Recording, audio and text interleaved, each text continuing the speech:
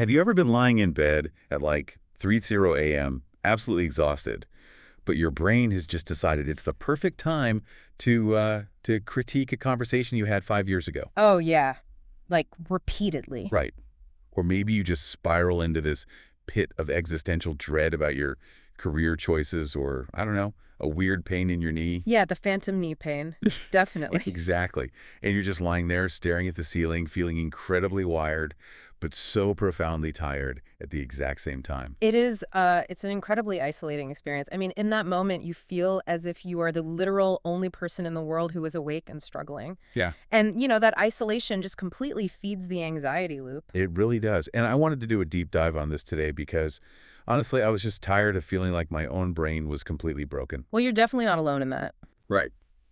So we pulled this big stack of really fascinating research. We've got stuff from Harvard Medical School, the Huberman Lab, and some deep evolutionary biology just to figure out exactly why your brain acts like a panicked enemy in the middle of the night. Yeah, it's a great collection of sources. And more importantly, we're going to look at how to actually break that cycle so you can, actually get some sleep. Which is the ultimate goal, right? And when you look at the data we've gathered, this nocturnal anxiety, it isn't a personal failing. It's not some character flaw. Oh, thank goodness. Yeah. It is actually a very predictable collision of our biological hardware, our modern environment, and, like you mentioned, our ancient evolutionary history. Wow. Once we unpack the actual mechanisms at play here, you start to realize your brain is really just reacting to the environment it's placed in. Okay, well, let's unpack this environment then. Because before we even look at the physical hardware of the brain, we really need to look at the setup of a typical modern bedroom. Yeah, absolutely. From the research here, it kind of seems like the setup itself is just a trap. It really is. The environment is essentially rigged against you. We have to start with this concept of the cognitive vacuum. The cognitive vacuum. Okay. Right. So during the day, you are constantly bombarded with what neurologists call masking stimuli. Masking stimuli, like what? Like work tasks, phone notifications, traffic. Oh, right. Podcasts, conversations, all of that. Exactly. All of this external cognitive load, it acts as a natural inhibitor. Okay. It keeps your brain so busy processing the outside world that it literally lacks the bandwidth to process those deep-seated internal worry. Okay, that makes sense. It makes me think of like a busy, noisy restaurant. Oh, yeah, that's a good analogy. Right. Like during the dinner rush, there's so much clattering of plates and loud talking that you completely don't hear the hum of the giant industrial refrigerator in the back. Right, you tune it out entirely. But then it hits midnight, the restaurant empties out, Yeah. the music turns off, and suddenly that hum sounds absolutely deafening. Yes. The refrigerator was always running, obviously, but the nighttime vacuum makes it impossible to ignore. That restaurant hum is exactly what masking is all about, but it's actually worse than just turning off the noise. Oh, great. Worse how? Well, by the time you reach that quiet nighttime vacuum, you are suffering from profound decision fatigue. Right. Because the whole day. Exactly. The mental stamina you use all day long to suppress uncomfortable emotions, like biting your tongue when a coworker is frustrating, Oh, I know that feeling. or just forcing yourself to finish a really tedious project, all of that stamina is completely depleted. Wow.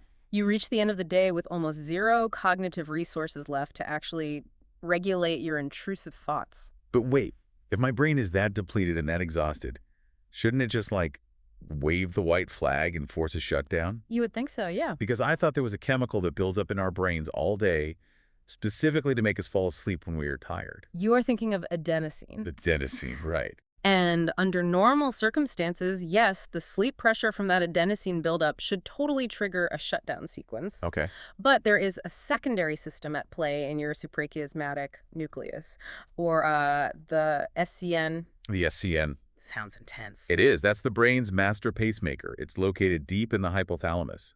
And it basically manages the seesaw between melatonin. Which signals sleep, right. Exactly. Melatonin signals that it's biological night, and it balances that with cortisol, which wakes you up and mobilizes your metabolism. Okay, so cortisol is the alertness chemical. Right. In a healthy system, your cortisol bottoms out right when you were trying to sleep. I'm guessing the modern workday completely disrupts that seesaw, though. Profoundly. Yeah. I mean, chronic daytime stress, underlying anxiety, or even just like intense mental exertion late in the evening. Like answering work emails at 9 p.m. Yes. Exactly that. That causes a secondary peak of cortisol at night. Oh, wow. So you're fighting yourself. Literally. Your adenosine is screaming at your body to go to sleep, but you have this massive spike in cortisol screaming to stay alert because it thinks there is a crisis. So my nervous system is literally stuck. My body is exhausted, but my brain thinks we are under attack. That's exactly it. Is there a clinical term for that feeling? Because it's awful. Yeah, it is called cognitive hyperarousal, or sometimes they call it a sympathetic lock. Sympathetic lock. Your autonomic nervous system genuinely believes there is a literal physical threat in the room with you. Like a predator. Right, and surrendering to sleep when a predator is nearby means death, biologically speaking, so your survival system just violently overrides the sleep sequence. Wow. Okay, so if I'm physically locked in this state, what is actually happening inside the physical architecture of my brain? It's a huge shift. Because the way I process information at like 2 p.m. feels fundamentally different from the way I think at 2 a.m. And it is different. We see a massive neural power struggle, primarily between the prefrontal cortex and the amygdala. Okay, break those down for us. So the prefrontal cortex, or PFC, is the executive logical part of your brain. It handles long-term planning, rationalizing, and impulse control. Okay. But at night, due to natural circadian rhythms and the stress of sleep deprivation, the PFC becomes hypoactive. Meaning it slows down. Yeah, its metabolic activity basically drops off a cliff. Okay, so if the prefrontal cortex is, like, the logical boss of the company, Yeah. at midnight, the boss just clocks out and goes home. Leaving the amygdala completely in charge. Oh, no. Yeah. The amygdala is your brain's threat detection center, and during these nocturnal awakenings, it becomes highly hyperactive. How hyperactive are we talking? Well, functional MRI scans show that with just a little bit of sleep loss, the amygdala becomes up to 60% more reactive to negative stimuli. 60%. Yes. So without the logical boss there to say, hey, that mildly annoying email from your manager isn't actually a big deal, the amygdala treats everything as a life-altering catastrophe. The panicked intern is running the entire company. No wonder my 3 a.m. thoughts are so incredibly dramatic. I mean, everything feels like the end of the world. It really does. But the research mentions it isn't just the amygdala acting up either. Whole networks in the brain seem to shift gears in the dark. Yeah, I saw that. What are these networks doing? So when you are lying awake, the brain naturally shifts away from task-oriented focus and slips into what's called the default mode network, or the DMN. The DMN, what's its job? The DMN is responsible for self-reflection, autobiographical memory, and mental time travel.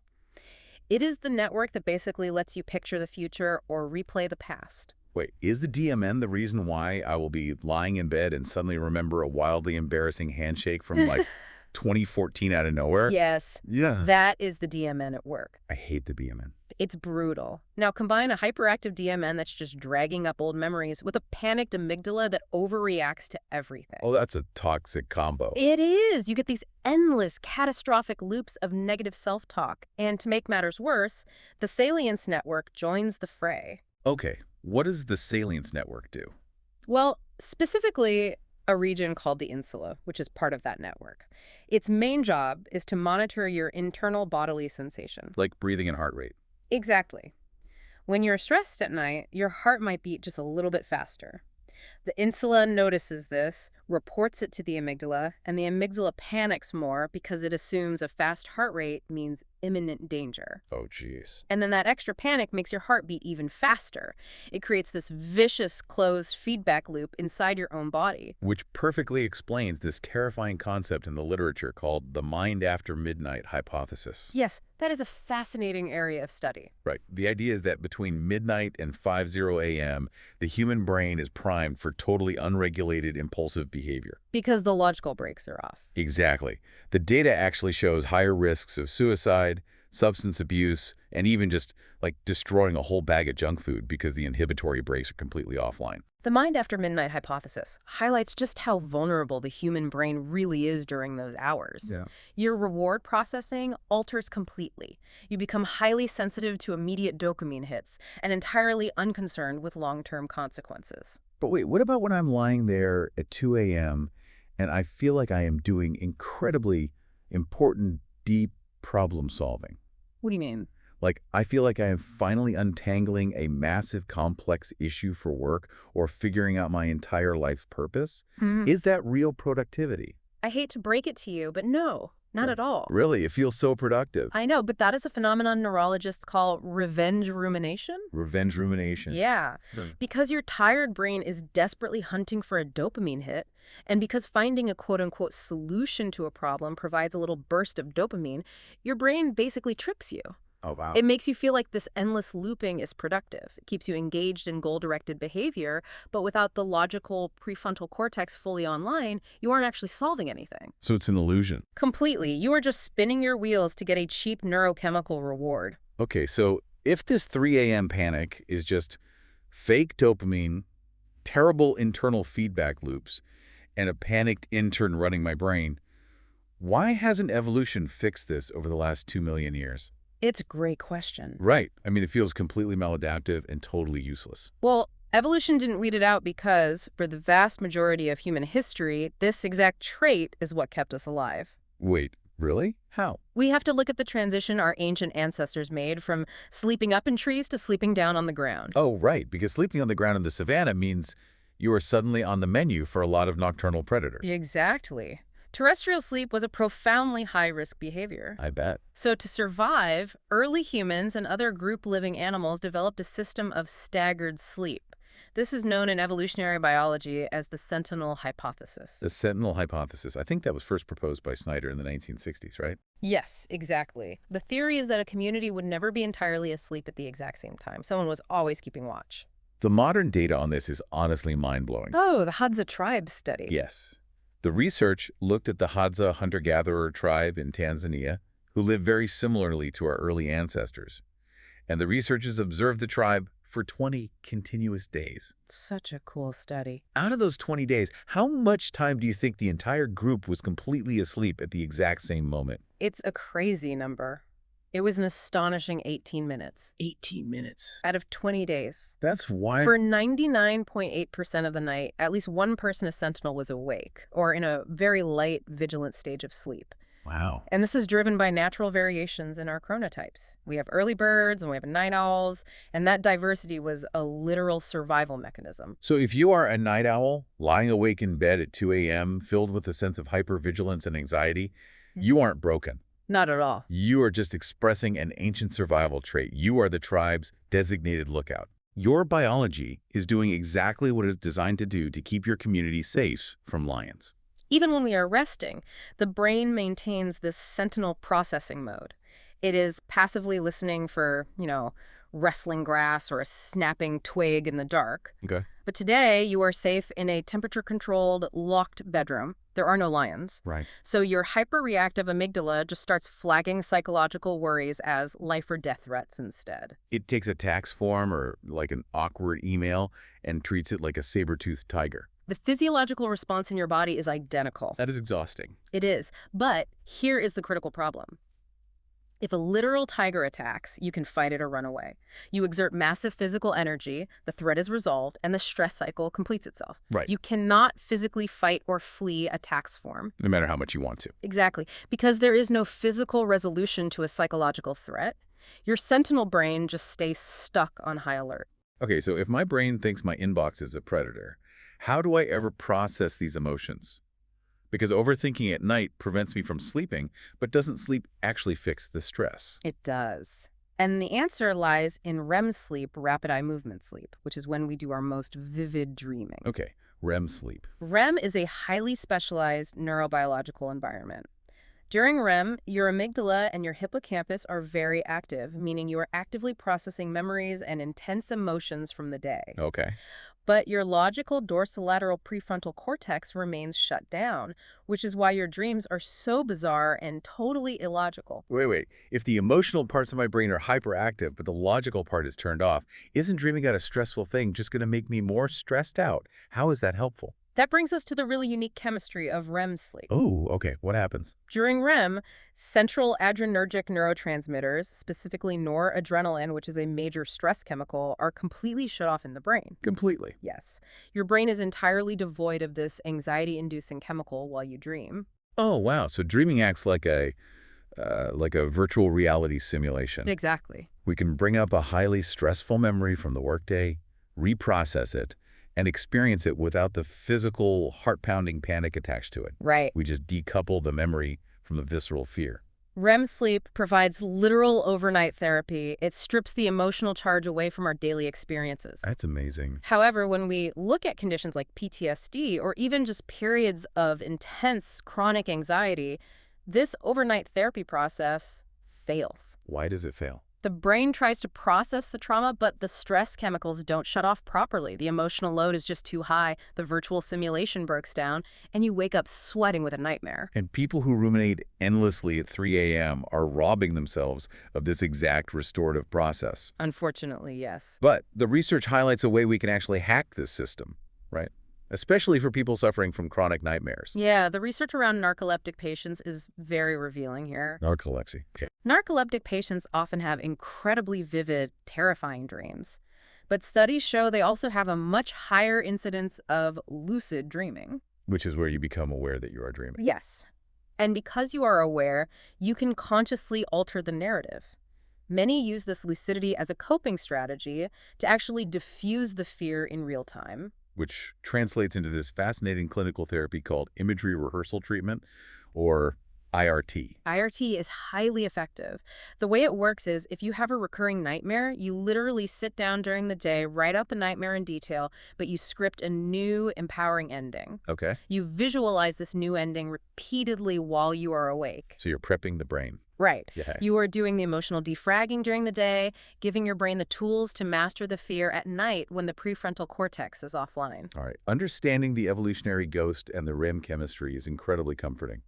But, I mean, comfort doesn't actually put me to sleep at 3 a.m. Fair point. If my brain is biologically hardwired to do this, how do I actually fight millions of years of evolution tonight? Like, what do we actually do? Well, the gold standard for intervention is CBT-I, which is cognitive behavioral therapy for insomnia. Okay. And a massive pillar of that is addressing something called stimulus discontrol. Stimulus discontrol. What is that? We all know about Pavlov's dogs, right? Learning to salivate at the sound of a bell. Sure. Humans condition their brains in the exact same way. If you regularly lie in bed for hours, worrying, checking your phone, or mentally planning your workday, your brain learns to associate the physical bed with wakefulness and anxiety. So the bed literally becomes a worry box. Yeah. Just pulling the covers up triggers a spike in cortisol because your brain says, oh, we're at the anxiety desk. Time to work. That's a perfect way to put it. You have broken the association between the bed and sleep. So how do we fix it? To fix this, sleep psychologists heavily enforce the 20-minute rule. The 20-minute rule. Okay. If you are in bed and you have been ruminating or tossing and turning for 20 minutes, you must get out of bed. Wait, really? Yes, go to a different room, keep the lights dim, and do something incredibly boring until you feel physically sleepy. Then return to bed. Hold on, get out of bed. If it's freezing outside the blankets, I am exhausted and my bed is cozy. Won't walking around the house turning on lights just wake me up completely? It feels like it would. Yeah, that feels totally counterproductive when I'm desperate for sleep. It feels counterintuitive in the moment for sure, but you have to look at the long game. The long game. You are ruthlessly protecting the bed as a space exclusively for sleep. If you stay in bed awake, you are just reinforcing the anxiety loop. By leaving the room, you break the classical conditioning. Okay, I understand breaking the conditioning. But getting out of bed doesn't make the spreadsheet go away. No, it doesn't. This doesn't solve the actual worry I'm panicking about in the first place. And that is where the worry window comes in. The worry window. This is a highly effective technique where you schedule 20 minutes in the early evening hours before bedtime to actively worry. Actively worry. Sounds fun. I know, but you sit down with a piece of paper, write down everything stressing you out, and brainstorm potential solutions or next steps. Oh, I see. By writing it down on paper, I am basically telling my inner evolutionary sentinel, I see the threat. The threat is logged. I have a plan. Exactly. I am engaging my logical prefrontal cortex while it's still awake. So at 3 a.m., when the amygdala tries to sound the alarm, the brain already knows the perimeter is secure. It diffuses the need for nocturnal vigilance. Your brain doesn't need to monitor a threat that has already been processed. That makes so much sense. And if a lingering worry does pop up while you are trying to sleep, another immediate tool is affect labeling. Affect labeling, what is that? This simply means silently naming the exact emotion you're feeling in your head. Like just naming it. Yeah, I'm feeling anxious about my meeting tomorrow, or I'm feeling profound regret about that conversation. Wait, how does just naming it help? Because the simple act of finding the precise word for an emotion requires the use of your prefrontal cortex. Oh. By forcing your brain to articulate the feeling, you are changing the blood flow and electrical activity in your brain. Really? Functional MRI scans show that simply labeling an emotion dramatically decreases the activity in the amygdala and increases activity in the prefrontal cortex. So by saying I am anxious, I am basically waking up the logical boss and telling him to come take the microphone away from the panicked intern. That is exactly what is happening neurologically. Yeah. You are hitting the brakes on the panic by re-engaging the executive network. That is absolutely brilliant. Okay, so to recap this amazing journey we've been on, when you are overthinking at night, you are battling a cognitive vacuum in a silent bedroom that amplifies your internal noise. Right. Your logical prefrontal cortex is clocked out, leaving your hyperactive amygdala in charge. Yeah. But this isn't a flaw. It's an ancient survival mechanism from when we were tribal sentinels keeping watch for predators on the savannah. And finally, to fix it, we have to use tools like the worry window, effect labeling, and the 20-minute rule to give our inner sentinel permission to stand down, which allows us to finally get that crucial REM sleep emotional defragging. It is a profound shift in perspective, really. You go from fighting yourself and feeling like a failure to understanding and managing your own neurobiology. You take the power back. That is so empowering. So before we sign off, I want to leave you with one final thought to ponder. We now know that humans naturally evolved to have staggered sleep schedules, some early birds, some night owls, specifically to keep the tribe safe around the clock. Right. Yet modern society forces almost everyone to conform to the exact same rigid 9 to 5, 8-hour block of sleep. Are skyrocketing rates of insomnia and nocturnal anxiety actually a medical failure?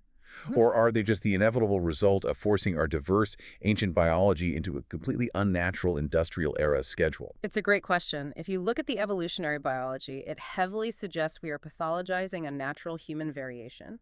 It completely changes how we view sleep disorders. Something to think about during the day, preferably. Not at 3 a.m. Definitely not at 3 a.m. Thank you for joining us on this deep dive. Tonight, when you look up at that ceiling, remember, you're not broken. You're just off duty. Give your inner sentinel the night off. We'll catch you on the next deep dive.